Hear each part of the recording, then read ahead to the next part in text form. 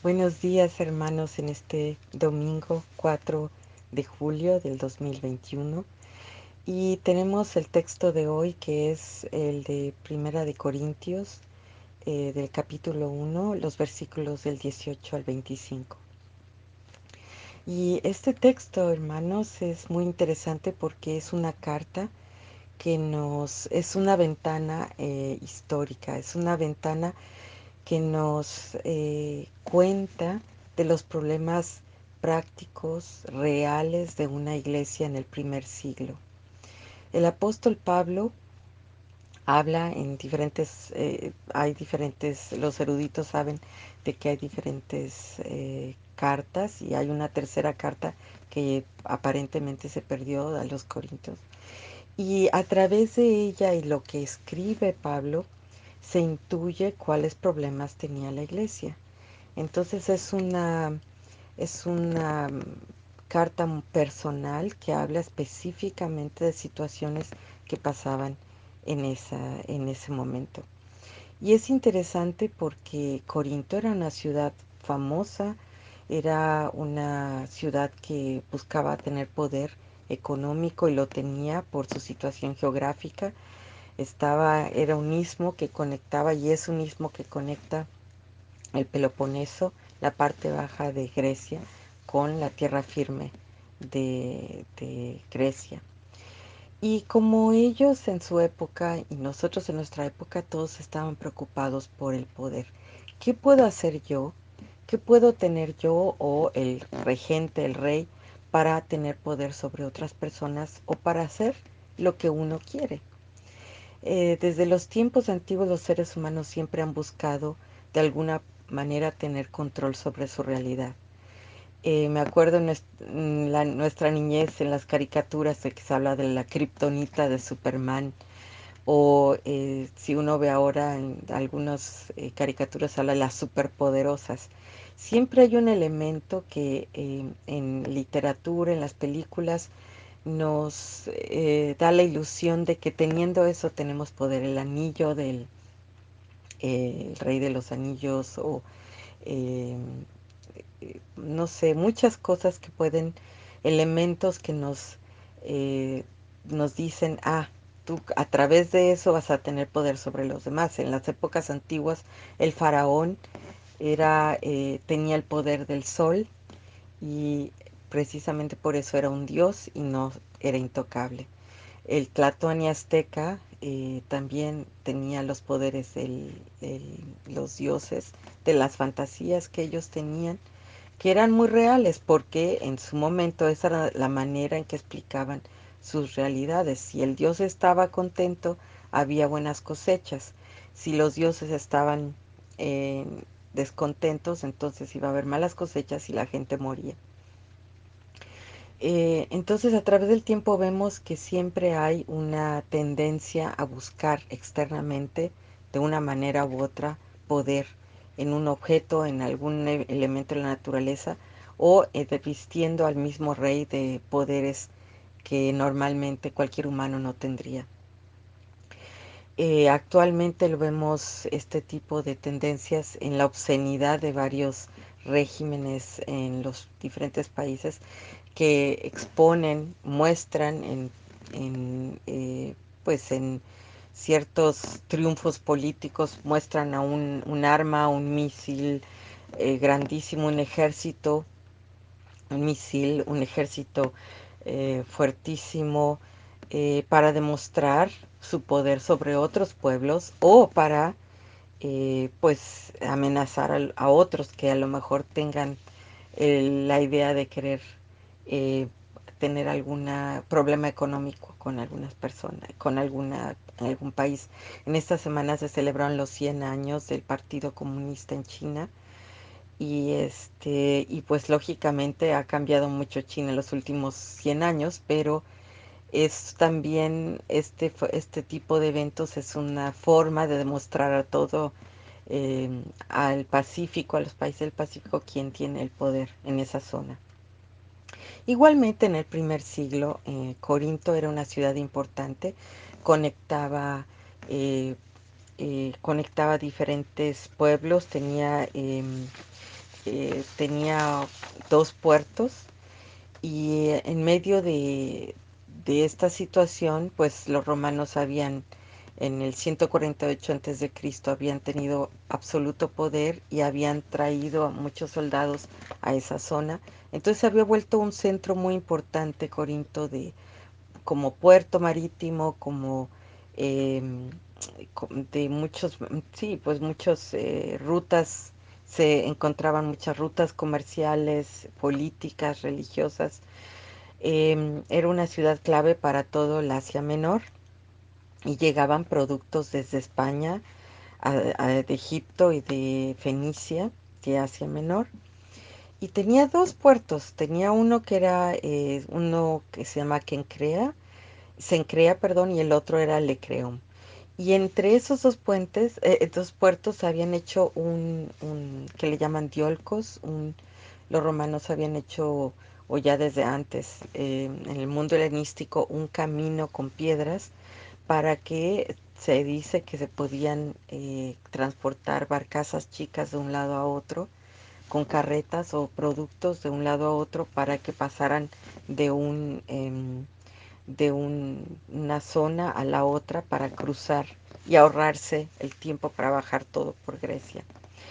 Entonces, pues venían productos de todos lados. No tenía universidad como Atenas, pero tenía 12 templos y pues estaba en el medio de la ciudad el templo de Apolo y también el templo de Afrodita, donde había, se dice que en su tiempo hubo hasta 1000 vestales, o sea, prostitutas religiosas, que pues consagraron la fama de que Corinto era una ciudad pues inmoral y hasta existía un verbo que decía corintianizarse, que significa practicar inmoralidad sexual. Entonces todo esto lo llegó a ver Pablo cuando fue a una de sus visitas y eso nos los comentan en Hechos, que estuvo en el templo de Apolos, que vio de seguro también de dónde salía el manantial para tener agua en la ciudad. Y nos imaginamos que él conocía mucho de esto que estaba viviendo la ciudad y también el orgullo de los que vivían ahí, de que sabían que se podían, pues, afan, podían darse el lujo de decir que era un centro de sabiduría, un centro poderoso, económico.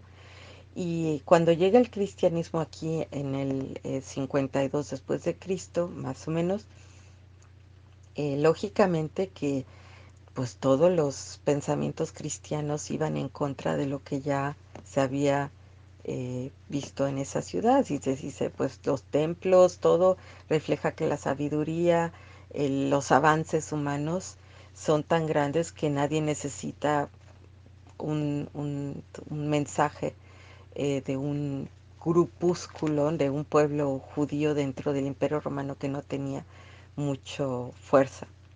Entonces, en esta situación, pues Pablo tiene que escribir en su carta a los cristianos y tratar de poner varias cosas en claro. En primera, instruir a los principios cristianos, a dar una diferencia entre lo que el cristianismo es y era y lo que decían, vemos atrás de nuestras columnas de un templo, lo que decían los principios griegos y helenísticos de la época y romanos. Entonces, tenía que poner claramente las cosas, Pablo. También tenía que corregir prácticas, no solo pensamientos, sino a raíz de esos pensamientos había consecuencias morales y prácticas erróneas que se traducían, por ejemplo, en malas enseñanzas sobre eh, ir, por ejemplo, a buscar arreglar problemas de la iglesia en cortes fuera de la iglesia, cortes paganas o en el abuso de la cena del Señor o de los sacrificios, la comida y los sacrificios a los dioses paganos, también la inmoralidad sexual y también la relación entre las parejas cuando se convertían. Entonces eran problemas muy específicos de la iglesia en Corinto, pero antes que nada tenía que especificar Pablo en dónde estaba basado toda la diferencia. Entonces vemos que nuestro texto empieza en el capítulo 1 de 1 Corintios y me voy a permitir leer otra vez nuestro texto. Dice, porque la palabra de la cruz es locura a los que se pierden, pero a los que se salvan, esto es, a nosotros, es poder de Dios, que le llaman en griego dinamisteo. Pues está escrito, destruiré la sabiduría de los sabios y desecharé el entendimiento de los entendidos. ¿Dónde está el sabio? ¿Dónde está el escriba? ¿Dónde está el disputador de este siglo? ¿No ha enloquecido Dios la sabiduría del mundo? Pues ya que en la sabiduría de Dios el mundo no conoció a Dios mediante la sabiduría, agradó a Dios salvar a los creyentes por la locura de la predicación. Porque los judíos piden señales y los griegos buscan sabiduría. Pero nosotros predicamos a Cristo crucificado. Para los judíos ciertamente un tropezadero y para los gentiles locura. Mas para los llamados así judíos como griegos, Cristo poder de Dios y sabiduría de Dios. Porque lo insensato de Dios es más sabio que los hombres y lo débil de Dios es más fuerte que los hombres. Eh, entonces Pablo está entrando de lleno en su carta a la problemática principal. ¿Cómo puede él hablar de moral, de diferentes prácticas de lo que el cristianismo es, si la base de la sabiduría no está aclarada? Entonces mucho se ha especulado exactamente de cuáles fueron los primeros cartas y en qué forma, y si faltó la segunda carta es la de la tercera carta, etcétera. No voy a entrar en estos datos. Pero sí está muy claro que Pablo está tratando de recordar a los cristianos que analicen bien cuál es su lealtad y a qué. ¿Por qué? Porque el mensaje de la cruz era una locura en esa situación. Y había problemas muy claros. Había problemas de divisiones también entre los líderes de la iglesia. Entonces había gente que decía, no, yo pertenezco a tal líder, yo pertenezco a tal persona, Estéfanos o Fortunatos, y yo creo que la resurrección es solo algo mental. O sea, había mucha falta de sabiduría, pero claro, ¿cómo lo iba a saber el grupo cristiano si empezaban apenas su iglesia? Entonces Pablo tenía que poner muy concretamente los puntos en los que los cristianos se diferenciaban de todo ese ambiente en el que estaba Corinto. Entonces el primero habla de que es un escándalo el cristianismo, porque no cumple con los parámetros de la sabiduría griega de una ciudad como la que es de Corinto, pero tampoco no hace milagros o le da gusto a las expectativas de los grupos judíos. Entonces, dice, los seres humanos siempre están buscando ese dinamis que le llamamos, lo que yo les decía al principio, esa kriptonita que llegue y les ayude a entender su mundo y a tener control sobre su mundo. Y si lo vemos nosotros también humanamente, también nosotros tendemos a querer buscar actualmente también esas kriptonitas personales para controlar nuestra realidad. Pero entonces Pablo dice, todo eso que ustedes buscan, todo eso que ustedes creen que les va a dar control sobre su vida, que es sabiduría humana, que es a lo mejor la visita a los templos de Apolo o de los otros dioses, o los sacrificios o los ritos de los judíos, todo eso no vale porque el punto principal, y lo dice aquí, ¿dónde está el sabio? ¿Dónde está el escriba? Pues la sabiduría de Dios, el mundo no la conoció. El mundo no entiende porque, porque nosotros predicamos a Cristo. Y Cristo es un escándalo. Cristo es para para todo mundo es un escándalo porque era un sacrificio humano, era una persona, no era un Dios, no era una fantasía humana de a la que se estaba uno acercando, sino completamente algo fuera del lugar y de las que iba más allá de las expectativas humanas. Entonces vemos que Pablo dice, en general, la sabiduría humana no lleva a nada. Los judíos y los griegos están en el mismo lugar porque buscan sabiduría o señales milagrosas, pero no entienden el mensaje del Cristo crucificado. Y aún, dice, la tontería más grande de Dios es más grande que la sabiduría humana. Entonces está poniendo de entrada que el Dios cristiano es un Dios que va más allá de las fantasías que se vivían en Corinto o de las sabidurías o filosofías. ¿Qué nos dice esto, hermanos? Como base para después hablar de todo lo demás que Pablo le dice a su iglesia.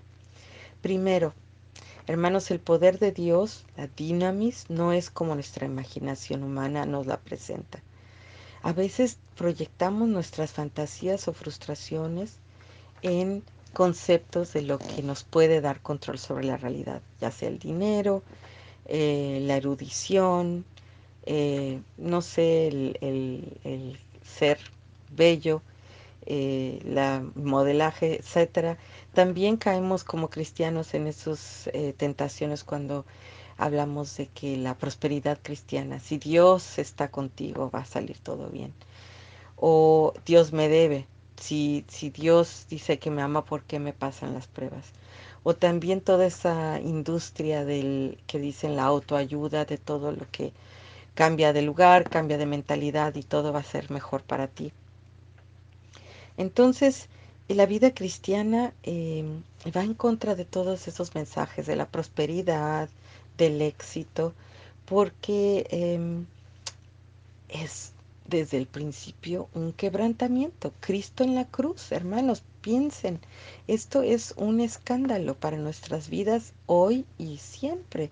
Y todos estos 2000 años, si ustedes ven, hubo una película muy interesante sobre los primeros misioneros en Japón y también he leído historias de misioneros en la Sierra Tarahumara en Chihuahua, en México, y que fueron apedreados, que murieron, que se sacrificaron, que no tenían ningún punto para seguir adelante y aún así se predicó la palabra de Dios, pero era un sufrimiento.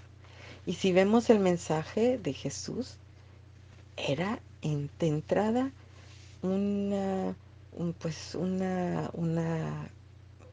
problema para los sabios de aquella época y los nuestros. El segundo punto, hermanos, el poder de Dios no es un poder abstracto, no es una kriptonito, sino es una persona. Es Jesús en la cruz. Es el amor de Jesús que da su vida por sus ovejas, por todos aquellos que el Señor llama. Él da su vida para que podamos tener una relación íntima con Dios. Entonces el amor de Dios es la cruz, es inigualable, no es comparado a nada que se haya visto. Y siendo nosotros pecadores, Dios busca una relación con Él por medio de su Hijo, que nos da fuerza para vivir en este mundo caído y nos da fuerzas para entender en el mundo en el que vivimos. Entonces Pablo desde el principio está diciendo, hermanos, no busquen, no desperdicien su tiempo viendo esas cosas. Vean desde el principio que sí, el cristianismo está basado en la locura. Sí, están ustedes bien si piensan que van en contra de todo lo que se les ha enseñado y lo que los templos acá atrás de mí eh, en su tiempo dijeron que era sabiduría. Hermanos, y esta es la base de todo, la base de aprender a caminar viendo aceptando la guía de Dios y la sabiduría de Dios, que no es como la que nos da el mundo. Y hermanos, ¿cómo respondemos ante esto? Se me hizo lo más adecuado que eso que el corito que hemos cantado, que Dios nos hace, en nuestra debilidad nos hace fuertes, es exactamente basado en este pasaje que termina el capítulo del 26 al 31 con estas palabras y que se me hace muy adecuado para terminar el mensaje. Dice, pues mirad, hermanos, vuestra vocación, que no sois muchos sabios según la carne, ni muchos poderosos, ni muchos nobles, sino que lo necio del mundo escogió Dios, para avergonzar a los sabios, y a lo débil del mundo escogió Dios, para avergonzar a lo fuerte. Y lo vil del mundo y lo menospreciado escogió Dios, y lo que no es, para deshacer lo que es, a fin de que nadie se jacte en su presencia, a fin de que nadie diga, ah, yo hice esto, yo hice lo otro. Mas por él estáis vosotros en Cristo Jesús, el cual nos ha sido hecho por Dios sabiduría, justificación, santificación y redención, para que, como está escrito, el que se gloríe, gloríese en el Señor. Qué hermoso pasaje, hermano. Qué buen recordatorio es esto. Que la base de todo empieza reconociendo la locura de la cruz, el amor de Jesús que fue hasta la muerte por nosotros y la resurrección. Y como base de eso, todo lo demás viene.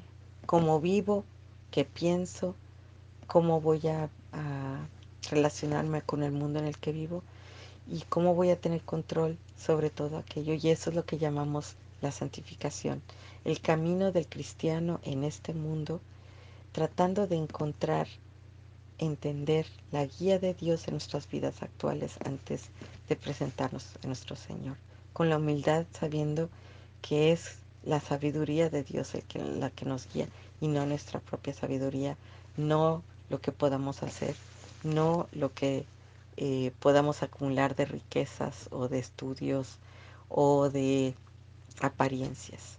Le damos gracias a Dios porque tenemos esta carta que nos recuerda que la base de todo, sí, es un escándalo, es algo que va más allá de nuestro conocimiento y que por eso tenemos que confiar en Dios, para poder empezar a ver el trabajo de Dios en nuestras vidas, el poder que viene como la kriptonita y destruye todos los problemas que podamos tener y nos da las fuerzas, la confianza y el amor para seguir adelante en esta vida. Muchísimas gracias le damos a Dios por esto y por este texto. Amén.